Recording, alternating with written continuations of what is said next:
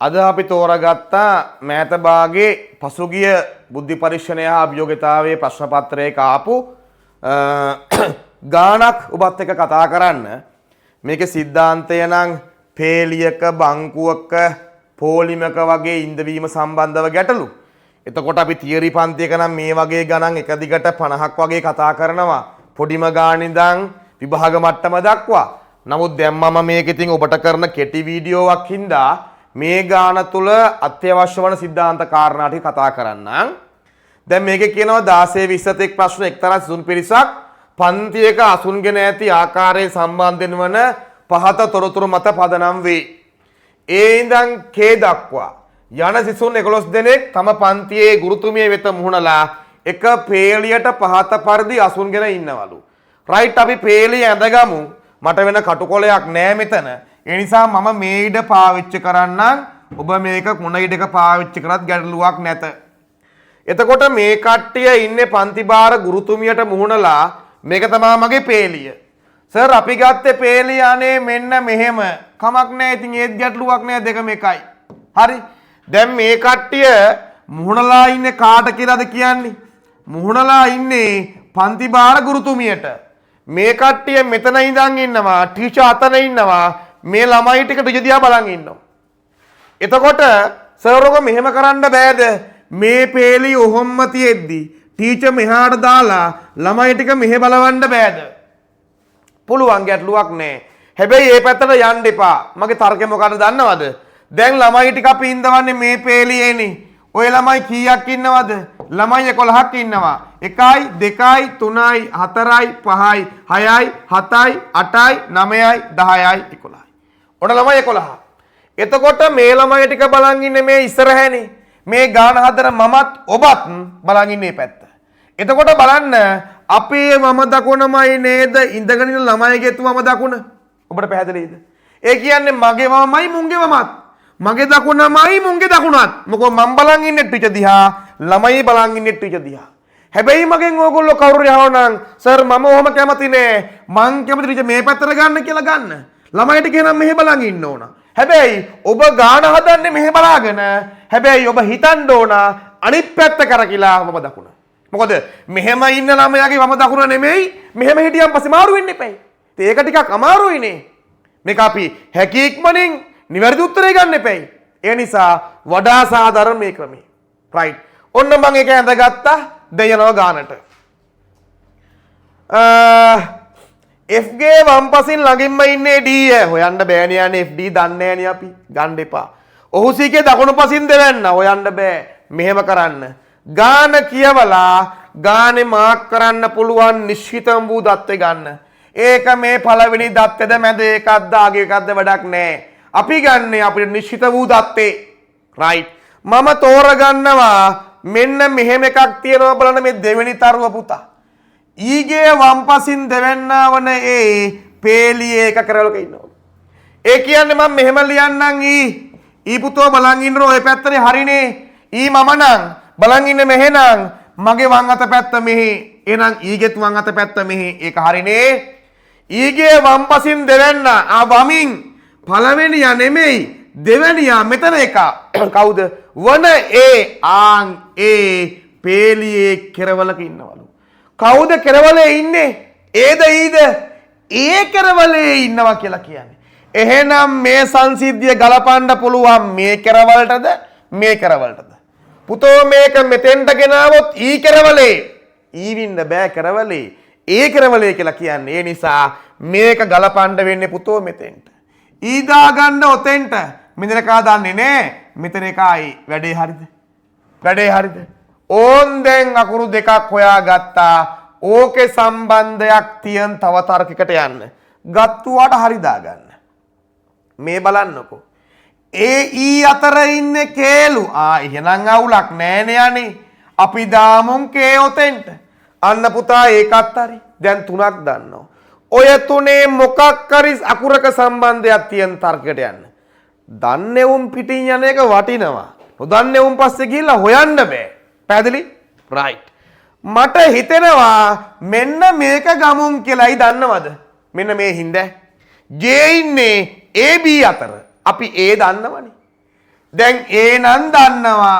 හැබැයි B දන්නේ. අය කියවන්න. J අසුන්ගෙන ඇත්තේ A හා B අතර. මෙහෙම බෑද අපිට? B ඔතෙන්ට දාලා J ඔතෙන්ට දාන්න බෑද? ඕන්න පුළුවන්. අය බලන්න. J ඉන්නේ A හා B. A මෙතනයි මෙව දෙක හොල්ලන්න බෑනේ යන්නේ. B එතන දැම්මොත් J මෙතන වෙන්න පුළුවන්. අතර B ට වම් පසින් ළඟින්ම. J ඉන්නේ B බලන් ඉන්නේ පුතේ මෙහෙනේ. B ගේ වමින් ළඟින් මේක නම් හරි. ඒක නම් හරි. අවුලක් නැහැ. මට කියන්න මේ දෙන්න මෙතන ෂුවර්මද? ෂුවර් නෑ. ඇයි? මුන් දෙන්න මෙතන නැත්තම් මේ දෙකේ වෙන්නත් පුළුවන්. මේ දෙකේ වෙන්නත් පුළුවන්. මේ දෙකේ ඔව් කියන්න බෑ. A B අතර J වෙන්න පුළුවන්. අපි දාන්න පුළුවන් ළඟම තැනට දැම්මා. පුතෝ වැරදුනොත් ඈතට දාමුන් ඈ. හරි. සෙට් වුණොත් හරි. නැත්තම් කරන්න දෙයක් නෑ ඉතින්. රයිට්. දැන් කියනවා ඔහු සීගේ වම් පසින් සිව්වැන්න කවුද ඔහු?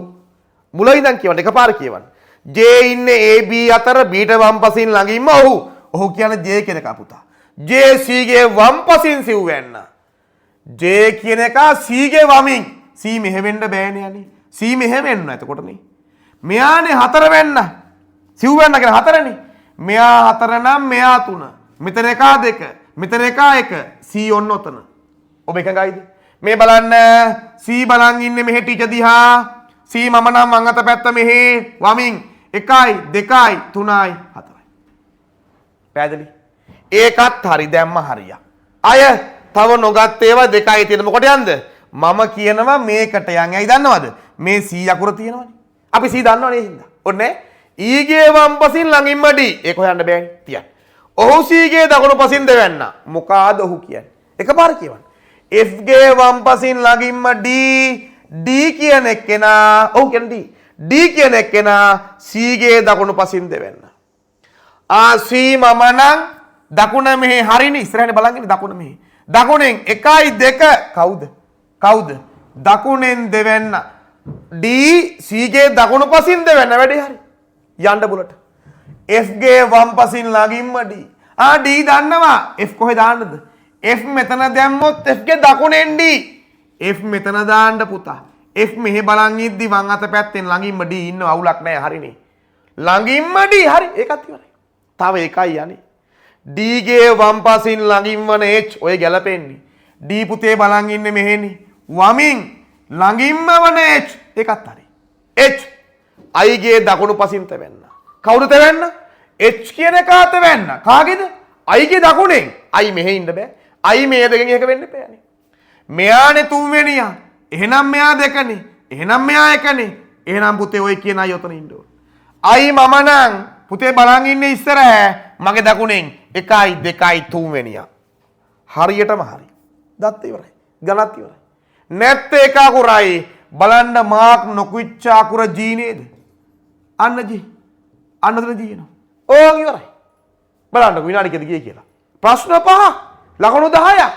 පේලියේ හරිමැද ඉන්නේ කවුද? අපෝ හොයාගන්න පුළුවන් යන්නේ. G ගේ දකුණු පසින් ඉන්නේ කවුරු? G ගේ දකුණ මෙන්න G. G බලන් ඉන්නේ ඉස්සරහ. එහෙනම් දකුණ මෙහෙනේ පුතේ. C H D F. හරි. C H D F මේ තියෙන්නේ යන්නේ උත්තර දෙක කියලා. හරි දාන්න නෙමෙයි උත්තර අංකේ තියෙන්න ඕතන. රයිට්. ඔන්න 18 බලන්නකො.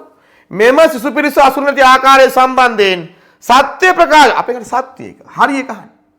D G අතර 3 දෙනෙක්. D G අතර දෙන්නයි වැරදිනේ. ඕන එකක් එනවා පුතා. ඒක වැරදි. J ට දෙපසින් BC. J ගේ දෙපසින් BE වැරදි. බලන්නකෝ අනේ. B ඉන්නේ J I අතර. J I අතර B හරියටම හරිනේ. අය බලන්නවත් ඕනේ උත්තරේ 3. ඔව්ද කියන්නකෝ. ඔව්ද කියන්නකෝ. ඕනනම් බලන්න. එකිනෙකට යාබද ඇති ආසන 3ක අසුර සිට කණ්ඩායමක් නොවන්නේ සිංහල හොඳට කියවන්නේ වන්නේ නෙමෙයි නෝ එක ළඟ නැති 3 දෙනෙක්. GCH බලන්න එක ළඟද කියලා. G එක ළඟ නියුන් 3 දෙනා මේන් අනේ. ඕන් ඉන්නේ 3 දෙනාම කපල් දාලා. රයිට්. එහෙම නැති අය පරක් ගාන කියවන්න. එකිනෙකට යාබද වෙති ආසන 3ක අසුර සිට සිසු කණ්ඩායමක් නොවන්නේ උන් 3 දෙනා එක ළඟ.